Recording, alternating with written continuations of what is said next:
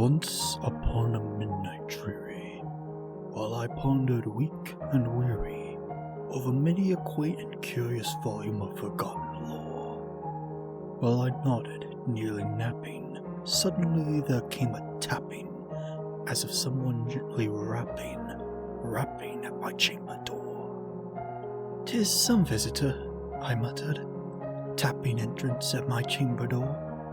"Only this, and nothing more." Distinctly I remember, it was in the bleak December, and each separate dying ember haunts its ghost upon the floor. Eagerly I wished the morrow, vainly I had sought to borrow from my books a cease of sorrow, sorrow for the lost Lenore, for the rare and radiant maiden, whom the angels named Lenore, nameless here forevermore. And the silken, sad, uncertain rustling of each purple curtain thrilled me, filled me with fantastic terrors never felt before, so that now, to still the beating of my heart, I stood repeating, "'Tis some visitor, entreating entrance at my chamber door. Some late visitor, entreating entrance at my chamber door. This it is, and nothing more." Presently my soul grew stronger, hesitating then no longer. "Sir," said I, "or madam, truly, your forgiveness I implore. But the fact is, I was napping, and so gently you came rapping, and so faintly you came tapping at my chamber door, that I scarce was sure I heard you. Here, I opened wide the door. Darkness there, and nothing more." Deep into that darkness peering, long I stood there wondering, fearing, doubting, dreaming dreams no mortal ever dared to dream before. But the silence was unbroken, and the stillness gave no token, and the only word there spoken was the whispered word, "Lenore." This I whispered, and an echo murmured back the word, "Lenore." Merely this, and nothing more. Back into the chamber turning, all my soul within me burning. Soon again I heard a tapping somewhat louder than before.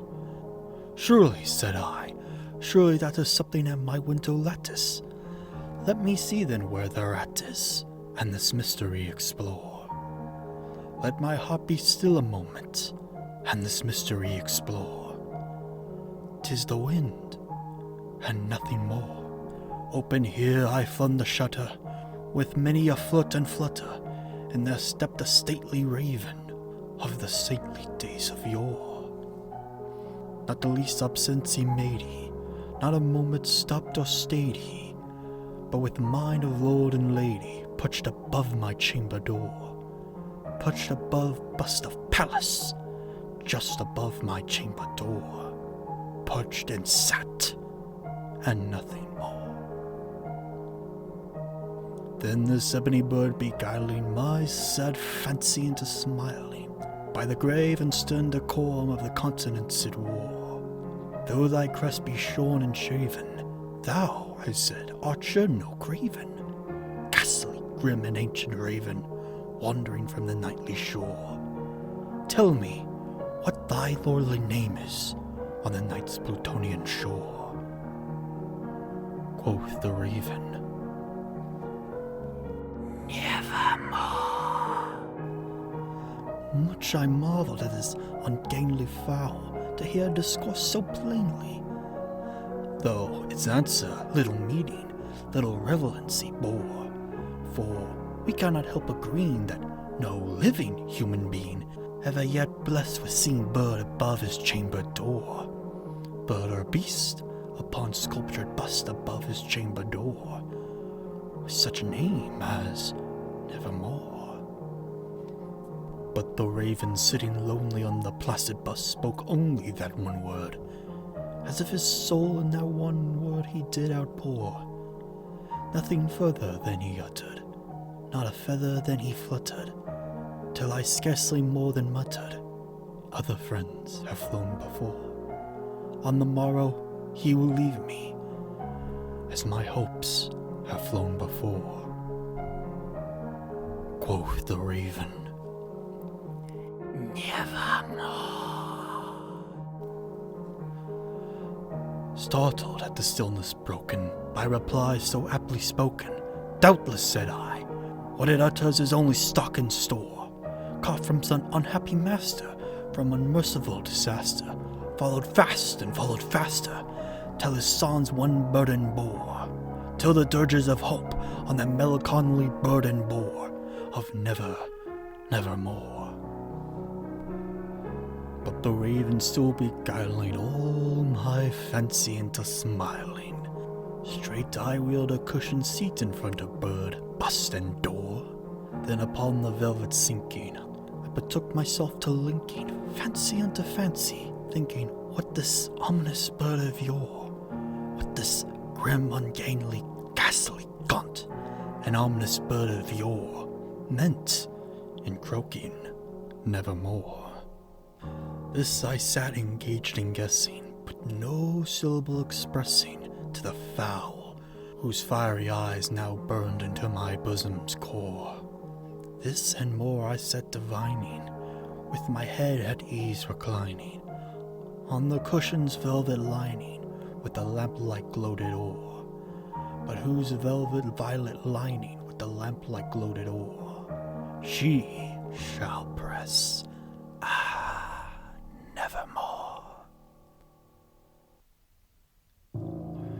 Then methought the air grew denser, perfumed from an unseen censer, swung by some form, whose footfalls tinkled on the tufted floor. "Wretch," I cried, "thy God has set thee, by these angels he hath sent thee, respite, and repent thee from thy memories of Lenore. Quaff, oh quaff, this kind repent thee, and forget this lost Lenore." Quoth the raven, "Nevermore."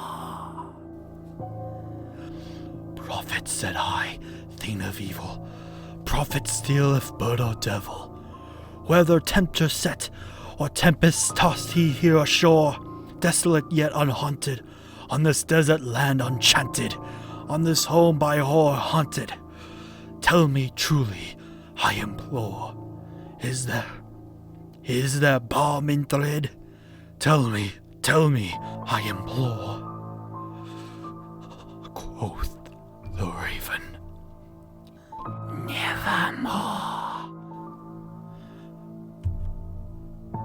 "Prophet," said I, "thing of evil, prophet still if bird or devil, by the heaven that bends above us, by that God we both adore, tell this soul with sorrow laden, within the distant Aidenn, if it shall grasp a sainted maiden, whom the angels named Lenore.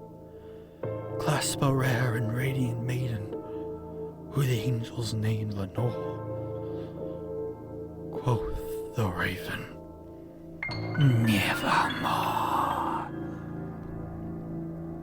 "Be that word or sign of parting, bird or fiend," I shriekled, upstarting, "get back to thee, tempest, on the night's Plutonian shore. Leave no black plume as a token of that lie Soth hath spoken. Leave my loneliness unbroken, and quit the bust above my door. Take that beak out my heart, and take thy form from off my door." Quoth the raven, "Nevermore." And the raven, never flitting, still is sitting on pallid bust of Pallas, just above my chamber door, and his eyes have all the seeming of a demon's that is dreaming, and the lamplight o'er him streaming throws his shadow on the floor, and my soul from that shadow of that lies floating on the floor shall be lifted nevermore.